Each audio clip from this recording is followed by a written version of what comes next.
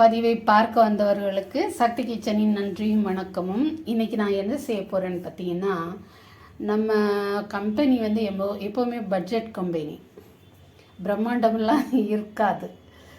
இப்போ இந்த foreign டூரெல்லாம் budget டூருன்னு போடுறாங்க பார்த்தீங்களா, அது மாதிரி நம்மளோடது பட்ஜெட் சமையல் தான். பார்த்திங்கன்னா கொஞ்சம் காணு கோதுமை மாவு இருந்தது. சரி, அதை வச்சு இன்றைக்கி ஒரு ஏதாவது செய்யலான்னு சொல்லிட்டு எடுத்து சலிச்சா ஒரே வண்டு. அது வந்து நம்ம ஒன்று நினச்சா மேலே இருக்கிறவர் ஒன்று நினைப்பார். அதனால சரி ஆரம்பிச்சிட்டோம், ஏன் விடுவானேன்னு சொல்லிட்டு போய் மறுபடி கோதுமை மாவு வாங்கிட்டு வந்து பிரித்து கொட்டி வச்சுருக்கிறேன். இதில் ஃபுல்லாக இல்லை, இது வந்து ஒரு 200 கிராம் இருக்குன்னு நினைக்கிறேன். 200 கிராம் மாவு இருக்கும். 100 கிராம் கடலைப்பருப்பு, வறுத்த கடலை. இதை வந்து இன்னும் நம்ம அந்த மேல் தோலெல்லாம் நீக்கிட்டு அந்த மூக்கு மாதிரி கொஞ்சோண்டு சின்னதாக இருக்கும், அதையும் எடுத்துடணும். இல்லைன்னா அதில் கசப்பு இருக்குன்னு சொல்லுவாங்க. உண்மையாக பொய்யா தெரியாது. ஆனால் பிடைக்கும் போது அது தனியாக வந்துடும். நம்ம வந்து எதுலையாவது சொலவு முறம் எதுலையாவது போட்டு கை வச்சு அப்படியே அதை தேய்ச்சி இது பண்ணோம்னா தோல் இதெல்லாம் வந்துடும். அப்படி இல்லை, அப்படியே ரெடிமேடாக உங்களுக்கு இருந்துச்சுன்னாக்கா நீங்கள் அப்படியே வச்சு யூஸ் பண்ணலாம். அதோட ஒரு 100 கிராம் வெல்லம். பொதுவாகவே இந்த வேர்க்கடலை சாப்பிட்டாங்கன்னா விரும்பி சாப்பிட்றவங்க வறுத்த கடலை, நல்லா வறுத்த கடலை சாப்பிட முடியாது. எனக்கு சும்மாவே தலை சுற்றுது. இப்போ சின்ன வயசுலேருந்தே வறுத்த கடலை சாப்பிடணும்னு பயம், சாப்பிட மாட்டேன். அது வந்து ஊதி ஒவ்வொரு கடலையாக அழகாக வாயில் போட்டு மென்று சாப்பிட்றதே ஒரு சுகம்தான். அப்படி சாப்பிட்றவங்க என்ன செய்வாங்க, கொஞ்சம் வெல்லம் சாப்பிட்ருவாங்க. அது வந்து அந்த பித்தத்தை முறிக்கும். அப்படி அந்த எண்ணெய் சத்து இருக்கு இல்லையா, அதில் கொலஸ்ட்ராலு, அதை முறிச்சிரும் அப்படின்னு சொல்லுவாங்க வெல்லம் சாப்பிட்றது. அது நிஜமாக பொய்யான்னு எனக்கு தெரியாது, நான் பல வருஷமாக கேள்விப்பட்டிருக்கோம். சரி, நம்ம இப்போ செய்ய போகிறது என்னன்னு பார்த்தீங்கன்னா சிம்லி. இப்போ வந்து இது ரொம்ப பரவலாக எல்லாருக்குமே தெரிஞ்ச ஒரு பலகாரமாக ஆயிடுச்சு. அந்த காலத்து பலகாரம் சிமிலி, தொதல், அரியதாரம், இந்த மாதிரி நிறைய பலகாரங்கள் இருக்குது. இப்போ அதெல்லாம் செய்யவே மறந்து போய் செய்கிறதே இல்லாமல் போய் இப்போ திரும்ப மறுபடியும் இந்த யூடியூப் வந்த பிறகு அந்த பலகாரங்கள்லாம் வெளியில் வந்துருச்சு, செய்ய ஆரம்பிச்சிட்டாங்க. நாங்கள் இருந்த ஊர்லலாம் அது விற்பனைக்கு வரும் பாருங்கள், அடிக்கடி விற்பனைக்கு வரும். அதுவும் கூட அது இந்த தொதலெல்லாம் ரொம்ப நேரம் ஆகும் செய்யறதுக்கு, அதே நிறுத்தியிருந்தாங்க. இப்போ இந்த யூடியூப் மூலம் எல்லோரும் பார்த்துட்டு அதெல்லாம் சாப்பிட ஆரம்பித்ததும் மறுபடி அதெல்லாம் விற்கக்கூட வருது. அதுவே ரொம்ப சந்தோஷம். இப்போ பொதுவாக பார்த்தீங்கன்னா இந்த சிம்லி வந்து நானே ஒரு தரம் ராகி மாவில் போட்டிருக்கேன். ராகி மாவில் போடுவாங்க, ரொம்ப பேசுகிறேன்னா கொஞ்சம் பொறுத்துக்குங்க. ராகி மாவில் போடுவாங்க, செய்வாங்க. இல்லைனாக்கா பச்சரிசி மாவு, நல்ல அரிசி விளைஞ்சிருக்கும், அந்த நேரத்தில் நெல் விளைஞ்சிருக்கும். அந்த நேரத்தில் வந்து தெரிஞ்சவங்களுக்கெல்லாம் கொஞ்சம் நெல் கொண்டு போய் கொடுப்பாங்க. அது மாதிரி எனக்கும் கொஞ்சம் வரும். அதை வந்து என்ன செய்யறதுன்னு எனக்கு தெரியவே செய்யாது. அதை அரிசி ஆக்கியே எனக்கு கொண்டாந்து கொடுப்பாங்க. அதையே எனக்கு என்ன செய்யறதுன்னு தெரியாது. அந்த காலத்தில் அப்படியே வச்சுருப்பேன். அந்த பச்சரிசி, சிகப்பு பச்சரிசி, தீட்டாத பச்சரிசி அவ்வளோ டேஸ்ட்டாக இருக்கும்.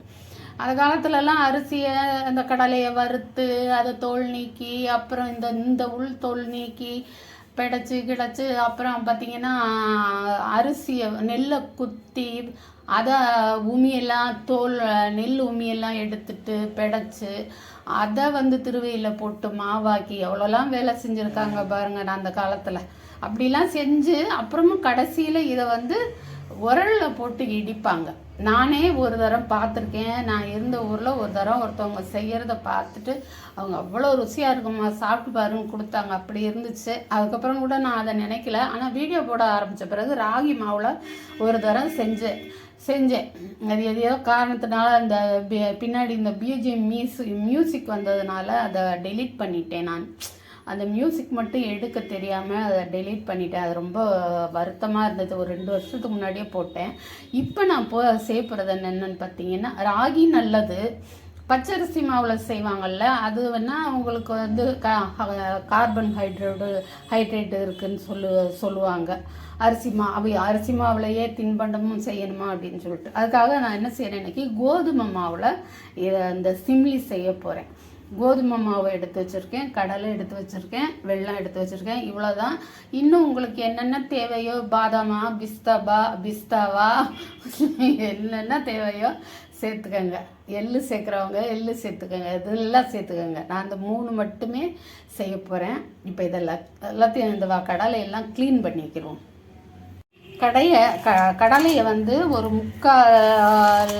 முக்கால் பதம் என்ன முழுவாசியே எடுத்துட்டேன். 1-2 கடலை கிடக்குது. அதை நம்ம சும்மா ஒன்றும் அப்படி போடலாம், ஒன்றும் தப்பு ஒன்றும் கிடையாது. 1-2 கிடக்குது, அவ்வளோதான். இப்படி இது பண்ணி விட்டோம்னாக்கா அந்த இதை பார்த்திங்களா, அந்த மூக்காக குட்டி குட்டியாக இருக்குதா, அதெல்லாம் எடுத்துடலாம் நம்ம போடும்போது. இப்போ வந்து நான் வந்து கோதுமை மாவை பிசைய போகிறேன். கொஞ்சம் போல் உப்பு போட்டு அதில் தண்ணி ஊற்றி பிசைஞ்சு காமிக்கிறேன். இந்த பிசைஞ்சிருக்கேன் பார்த்தீங்களா கோதுமை மாவை. இதை வந்து நம்ம சப்பாத்திக்கு பிசைகிற மாதிரி இன்னும் கொஞ்சம் நல்லா அந்த கட்டையில் பூரிக்கட்டையில் வச்சு பிசைஞ்சு சப்பாத்தியாக இட்டுட்டு வந்துடுறேன். எனக்கு இங்கே வசதி இல்லை, நான் அங்கே போய் ரூமில் கால் நீட்டி உட்காந்து தான் நான் சப்பாத்தி தேய்ப்பேன். அதனால் அது மாதிரி செஞ்சுட்டு வந்துடுறேன்.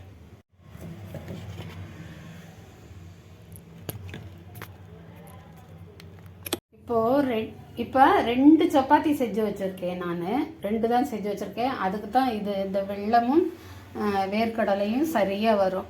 வேர்க்கடலையோட டேஸ்ட் இருக்கணும். அப்புறம் பார்த்திங்கன்னா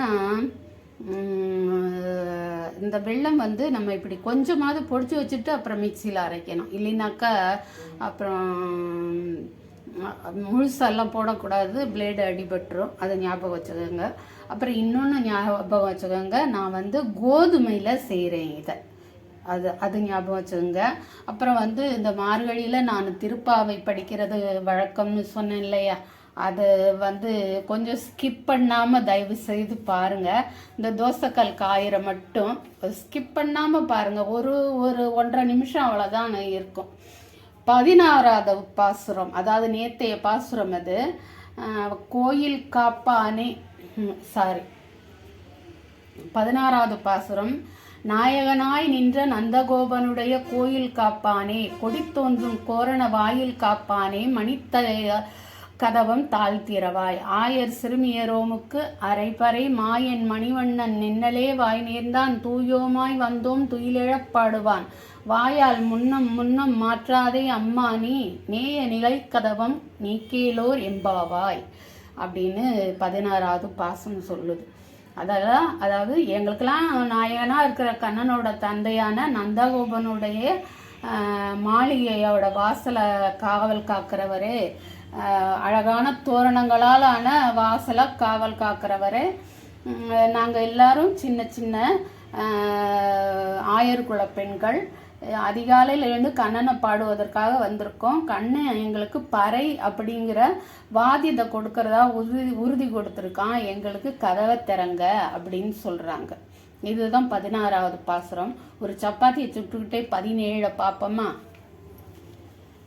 வெறும் தோசைகளில் பார்க்குறதுக்கு சப்பாத்தி சுடுறதா நேரத்தையாவது இது பண்ணலாம்.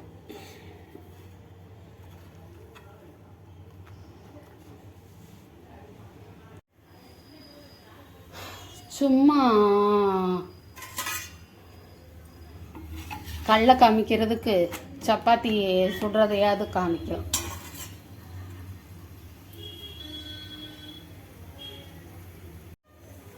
சரி, இப்போ 17வது பாசுரத்தை பார்த்துருவோமா?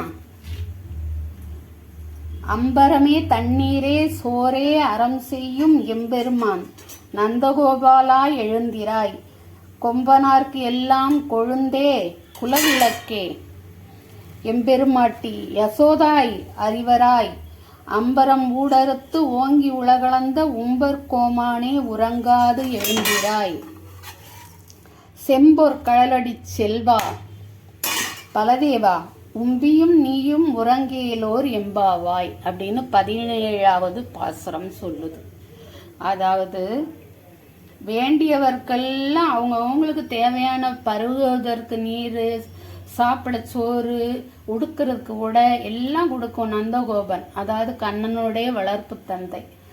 எங்கள் குலத்துக்கே தலைவியாய் விளங்கும் யசோதை பிராட்டியே, வாமனனா வந்து பிறந்து 3 உலகங்களையும் அளந்த அந்த திருவிக்கிரமனான கண்ணனை தன்னுடைய வருகையை மிகவும் பொன்மயமானதாக ஆக்கும் பலராமனே என்று எல்லாரையும் இந்த பாட்டில் எழுப்புறாங்க. கண்ணன், நந்தகோபன், அவர் கண்ணனுடைய வளர்ப்பு தாய் யசோதை, அண்ணன் பலராமன், இப்படி எல்லாரையும் இந்த பாட்டில் எழுப்புறாங்க. இதோட 17வது, அதாவது இன்றைய பாசுரமும் முடிஞ்சு போச்சு. நான் சப்பாத்தி சுட்டுட்டு வீடியோ பார்க்க மறுபடியும் சந்திப்போமா? ஆச்சு. 2வது சப்பாத்தியையும் சுட்டு எடுக்க போகிறேன். நீங்கள் வந்து கொஞ்சம் ரிச்சாக, கொஞ்சம் வாசனையாக சாப்பிடணும்னு நினச்சிங்கனாக்கா இந்த சப்பாத்தி சுடுறதுக்கு எண்ணெய் யூஸ் பண்ணுறதுக்கு பதிலாக கொஞ்சம் நெய் உபயோகப்படுத்தி செய்யுங்க. அது வந்து சின்ன குழந்தைங்களுக்கும் நல்லது, நல்லாவும் இருக்கும். நான் வந்து எண்ணெய் தான் ஊற்றி செஞ்சுருக்கேன். அவ்வளோதான். 2வது சப்பாத்தி சுட்டு முடிய போகுது. இந்த சப்பாத்தியை வந்து நம்ம ஆற விடணும். ஆற விட்டால் தான் பிச்சு மிக்சியில் அடிக்க முடியும். அதனால் இந்த சப்பாத்தி சுட்டதோட நம்ம வந்து வேர்க்கடலையை வந்து மிக்சியில் லேசாக நொறுக்கிக்கிறலாம். அவ்வளோதான். ஸ்டவ்வை ஆஃப் பண்ணிட்டேன் நான். இப்போ வந்து இந்த வேர்க்கடலை இருக்கு இல்லையா, இந்த வேர்க்கடலையை மிக்சியில் போட்டு நான் மாவு பிசைஞ்ச கையோடு இருக்கேன். மறுபடியும் நான் மாவு பிசையணும். ஏன்னா இப்போ வாங்கின சப்பாத்தி மாவில் நைட்டு கொஞ்சம் சப்பாத்தி போட்டுருவோம் அப்படின்னு ஐடியாவில் இருக்கேன். இப்போ இந்த மிக்சியில் இதை ஒரு அடி அடிச்சுட்டு வந்துடுறேன். இப்போ பார்த்தீங்கன்னா இந்த சப்பாத்தியை நான் சின்ன சின்னதாக பிச்சு போட்டு வச்சுருக்கிறேன். ரொம்ப அதிகமாக எண்ணெய் ஊற்றலை நான். ஏன்னா கடலையில் எண்ணெய் இருக்கும் நிறைய, வேர்க்கடலையிலேயே எண்ணெய் சத்து நிறைய இருக்கும். இப்போ இந்த சப்பாத்தி ஆறிடுச்சு நல்லா. இதையும் நம்ம என்ன செய்கிறோம், மிக்சி ஜாரில் போட்டு நுணுக்கிடுறோம். இப்போ இது பார்த்திங்கன்னா நிலக்கடலையை உணுக்குனது பாருங்கள். அது வந்து கொஞ்சம் அப்படியே எண்ணெய் சேர்ந்த மாதிரி இருக்கு இல்லையா, ஒரு கடலையாக இருக்கும்போது அது எப்படி தனித்தனியாக இருந்தது. ஆனால் இப்போ வந்து இதையே அப்படியே பிடிக்கலாம், அந்த அளவுக்கு இருக்குது. ஏன்னா இதில் இருக்கிற எண்ணெய் அரைச்ச உடனே எண்ணெய் கசிய ஆரம்பிச்சிடும். இப்போ அடுத்ததாக சப்பாத்தியே நான் நொறுக்கிட்டு வந்திருக்கிறேன். பாதி தான் நொறுக்கினேன். பெரிய ஜார் இருந்தால் போட்டு மொத்தமாகவும் செய்யலாம். ஆனால் இதை வந்து தனித்தனியாக செஞ்சு அப்புறமா ஒன்றா இப்போ வெல்லம் போட்டு ஒன்றா பிசைஞ்சு நம்ம லட்டு மாதிரி பிடிக்க நல்லாயிருக்கும். இப்போ வந்து நான் வந்து இந்த மிச்சம் கொஞ்சம் சப்பாத்தி இருக்குது பாருங்கள், அதையும் ஒரு சப்பாத்தி தான் செஞ்சுருக்கேன். அதையும் இந்த வெல்லத்தையும் சேர்த்தே நான் உணுக்கிட போகிறேன். 2வதாக நொறுக்கின சப்பாத்தி பார்த்திங்கன்னா மிக்சியில் அடித்த சப்பாத்தி வெல்லத்தோடு அடித்தோம் இல்லையா, அதனால் இப்படி இருக்குது, கொஞ்சம் லட்டு பிடிக்கிற மாதிரி இருக்குது. இப்போ இதையும் இந்த தட்டில் கொட்டிடுவோம் எல்லாத்தையும் ஒன்றா. இப்போ இதை வந்து நம்ம ஒன்றா பிசைஞ்சிடலாம். பிசையணும்னு இல்லை, அப்படியே எல்லாத்தையும் 3ஐயும் ஒன்று சேர்த்து இது பண்ணிடணும், அவ்வளோதான்.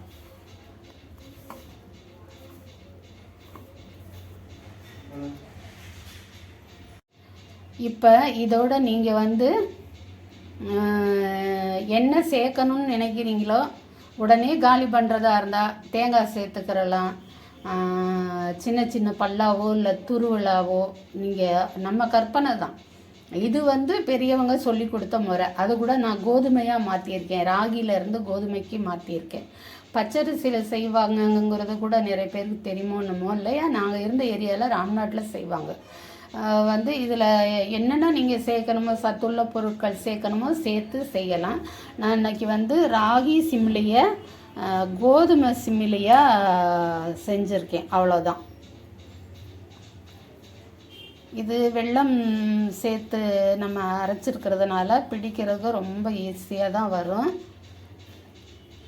டேஸ்ட்டாகவும் இருக்கும்.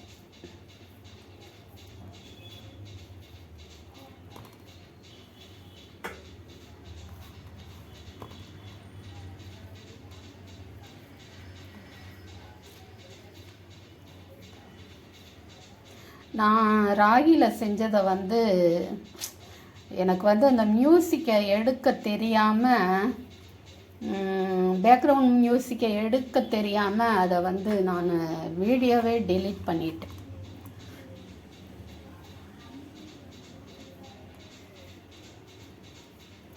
சில ரூல்ஸும் இருக்குது, அதுவும் நமக்கு தெரிய மாட்டேங்குது. ஏதோ வீடியோ எடுக்கிறது போடுறது அவ்வளோதான். நமக்கு எடிட் பண்ண தெரிஞ்சதே பெரிய காரியம். எடிட் பண்ண தெரிஞ்சாலும் எதையுமே ஒரே ஒரு தவணையிலேயே நான் பிடிச்சிக்கிடுவேன். ஆர்வம் இல்லை அதெல்லாம். ஒவ்வொரு ஆப் சொல்கிறாங்க இல்லையா, ஒவ்வொன்றுக்கும் ஒரு ஆப் இருக்குதுன்னு சொல்லிட்டு அதெல்லாம் போய் தேடி திரிஞ்சு அதில் நம்ம கண்டுபிடிக்கிறது, இந்த காப்பிரைட் வாங்கிறது இதெல்லாம் நமக்கு தெரிய மாட்டேங்குது. அதனால் முன்னாடிலாம் சினிமா பாட்டெல்லாம் போட்டுருவேன், இப்போ அதெல்லாம் போடுறதில்ல. இப்போ நம்ம பாடினாலே காப்பிரைட் கேட்பாங்கன்னு சொல்கிறாங்க, அதுவே பயமாக இருக்குது. நம்ம பாடினா கண்டிப்பாக காப்பிரைட் கேட்க தான் செய்வாங்க. இதே சொல்லிடுவாங்க, இப்படி கேவலப்படுத்துறதுக்கா என் பாட்டை நீனு பாடினே கேட்பாங்க இல்லையா. போதும், ஒரு 5, 6, 9 உருண்டை வரும்னு நினைக்கிறேன். இதுக்கு நான் கணக்கெல்லாம் பார்த்து எதுவும் சேர்க்கலை. இந்த ஸ்டேஜில் மறந்துட்டேன். இந்த ஸ்டேஜில் நீங்கள் கொஞ்சம் வாயில் போட்டு பார்த்து இனிப்பு சரியாக இருக்கான்னு பார்த்துக்கோங்க. இனிப்பு பத்தலைன்னா இன்னும் கொஞ்சம் வெல்லம் பொடி பண்ணி மிக்ஸ் பண்ணிக்கோங்க. சொன்னது மாதிரியே 9 உருண்டைகள் பிடிச்சிருக்கேங்க. இது வந்து யார் கோதுமையிலையும் மாற்றி எல்லோரும் செய்கிறாங்க, விதவிதமாக செய்கிறாங்க. நான் அந்த கோதுமையில் செஞ்ச வீடியோ பார்த்ததில்ல. எல்லாருமே ராகியில் செய்கிறது தான் பார்த்துருக்கேன். பச்சரிசி மாவு ரொட்டியில் செய்கிறத கூட பார்த்ததில்ல நான். வந்து நீங்கள் வந்து இந்த சேனலுக்கு, நம்ம சேனலுக்கு, சக்தி கிச்சன் சேனலுக்கு புதுசாக வந்திருந்தவங்களாக இருந்தால் தயவுசெய்து ஒரு சப்போர்ட் பண்ணிவிட்டு, சப்ஸ்கிரைப் பண்ணிவிட்டு லைக் பண்ணிடுங்க.